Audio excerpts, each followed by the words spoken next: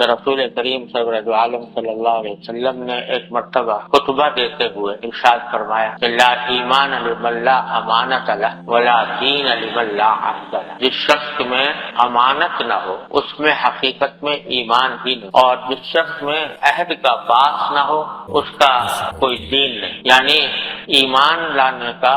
ایک اہم تقاضا یہ ہے کہ آدمی امین ہو، امانت دار ہو، کسی امانت میں خیانت نہ کرے، اور جو عہد کرے یا وعدہ کرے اس کو نبھائے، اس کو پورا کرے۔ گویا دو چیزوں کی اس میں خاص طور پر تاکید فرمائی گئی، ایک امانت کا ادا کرنا اور وعدے اور عہد کا پورا کرنا۔ ویسے تو امانت کا لفظ جب ہم اپنے عرف عام میں بولتے ہیں تو ذہن میں یہ بات آتی ہے کہ الحمدللہ ہم تو امین ہیں، اگر کوئی آدمی ہمارے پاس کوئی چیز بطور امانت کے رکھوائے گا تو ہم اس امانت کا پورا خیال کریں گے، اس میں کوئی خیانت کا ارتکاب نہیں کریں گے۔ وجہ یہ ہے کہ امانت کا تصور ذہن میں کچھ اس طرح آتا ہے کہ کوئی آدمی پیسے لا کے رکھوائے، کوئی خاص چیز لا کے رکھوائے تو امانت ہوئی، اور اس کے اندر ہم کوئی خیانت نہیں کرتے، اپنے استعمال کو نہیں لاتے، اس واسطے خیال نہیں آتا کہ ہم کوئی خیانت کر رہے ہیں۔ لیکن شرعی اعتبار سے امانت کا جو تصور ہے وہ اس سے بہت زیادہ وسیع اور عام اور ہمگیر، ایسی ایسی چیزیں اس میں داخل ہیں کہ جن کا بعض اوقات ہمیں تصور بھی نہیں آتا، ہم امانت میں خیانت کر رہے ہوتے ہیں اور اس کے باوجود نہیں سمجھتے کہ ہم خیانت کا گناہ کر رہے ہیں، کیونکہ بھائی ہمارا مقصود یہاں پر بیٹھنے سے یہ ہے کہ اللہ تبارک و تعالی ہمارے حالات کی اصلاح فرمائے، اور اس کا مقصد یہی ہے کہ اگر کوئی کوتاہیاں ہیں، غلطیاں ہیں تو ان کی اصلاح ہو۔ تو اس واسطے ان تمام صورتوں کو ذہن میں لانا چاہیے کہ جو امانت کے اندر داخل ہیں اور اس کے میں ہم کوتاہی کر رہے ہیں۔ سب سے پہلی چیز جس کا دھیان کرنے کی ضرورت ہے وہ یہ کہ یہ زندگی جو اللہ تبارک و تعالی نے ہمیں آپ کو عطا فرمائی ہے، یہ سب پوری زندگی امانت، پوری زندگی امانت۔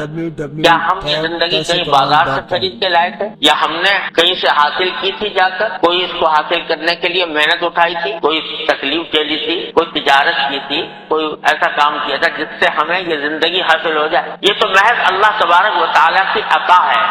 جو مفت مل گئی۔ یہ اس زندگی پر ذرا سا بھی حرف آنے لگے، ذرا سا بھی حرف آنے لگے تو انسان بے چین ہو جاتا ہے، پریشان ہو جاتا ہے، لاکھوں روپیہ خرچ کرنے کو تیار ہو جاتا ہے کہ میں کسی طرح میری جان بچ جائے۔ لیکن یہ ملی ہوئی ہے مفت اللہ تبارک و تعالیٰ کی طرف، ملکیت اللہ کی ہے، اللہ تبارک و تعالیٰ کی ہے، وہی مالک ہے سب چیزوں کا، وہ ہماری زندگیوں کا بھی مالک ہے، ہمارے وجود کا بھی مالک ہے۔ اس نے ہمیں عطا فرما رکھی ہے یہ زندگی، یہ شب و روز، یہ سب اللہ تبارک و تعالیٰ کی عطا ہے اور امانت۔ اور امانت بھی ایسی ہے کہ جس کا قرآن کریم میں اس طرح ذکر فرمایا گیا کہ اِنَّا عَرَضْنَا الْأَمَانَةَ عَلَى السَّمَاوَاتِ وَالْأَرْضِ وَالْجِبَالِ فَأَبَيْنَ أَن يَحْمِلْنَهَا وَأَشْفَقْنَ مِنْهَا وَحَمَلَهَا الْإِنسَانُ۔ باری تعالیٰ فرماتے ہیں کہ یہ امانت ہم نے پہاڑوں کو بھی دی، ہم نے آسمانوں کو دی، زمین کو دی، پہاڑوں کو دی کہ بھئی تم یہ امانت لینے کو تیار ہو۔ فَأَبَيْنَ أَن يَحْمِلْنَهَا، انہوں نے اٹھانے سے انکار کر دیا اور ڈرے، وَأَشْفَقْنَ مِنْهَا، ڈرے۔ امانت کیا تھی؟